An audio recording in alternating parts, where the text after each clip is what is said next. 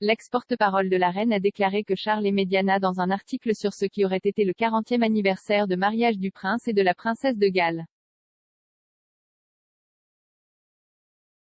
Le 29 juillet 1981, le prince Charles et Lady Diana Spencer ont été déclarés mari et femme à la cathédrale Saint-Paul de Londres.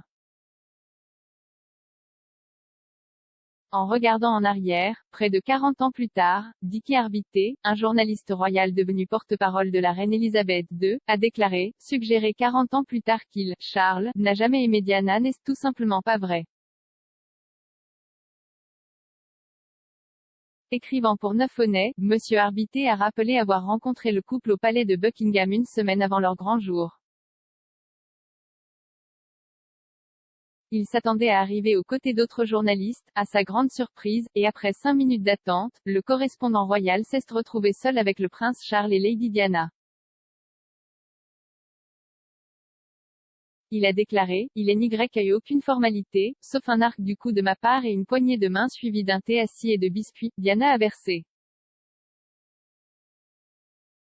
L'atmosphère était très informelle et pendant les 45 minutes qui ont suivi, nous avons parlé, tout naturellement, de leurs noces imminentes dans 5 jours.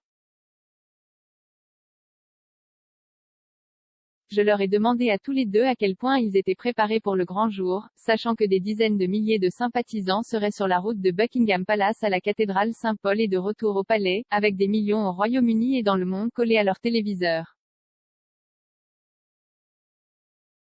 Charles, un habitué de la grande cérémonie, a souri, tandis que Diana a dit que la journée était intimidante, mais elle était prête et préparée.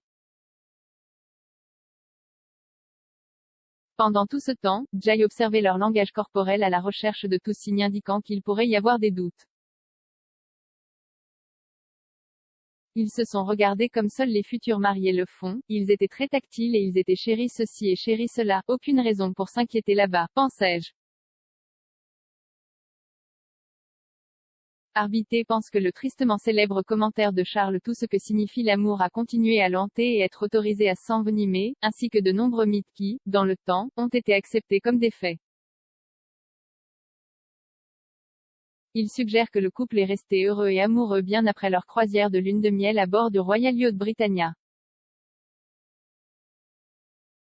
Il a décrit Charles et Diana comme un double acte de classe lors de leur tournée de 40 jours en Australie et en Nouvelle-Zélande en 1983. Au cours des dernières étapes de leur relation conjugale, le commentateur royal a souligné que le couple se retrouvait constamment sous le microscope médiatique. Chaque geste, chaque nuance et chaque mot prononcé ont été disséqués, analysés et commentés, a écrit M. Arbité, personne ne peut vivre, ou s'attendre à ce qu'ils vivent, 24 heures sur 24, 7 jours sur 7 sous le regard constant des projecteurs médiatiques sans éventuellement craquer. Charles et Diana se sont séparés 11 ans après leur mariage et, en 1996, ils ont divorcé.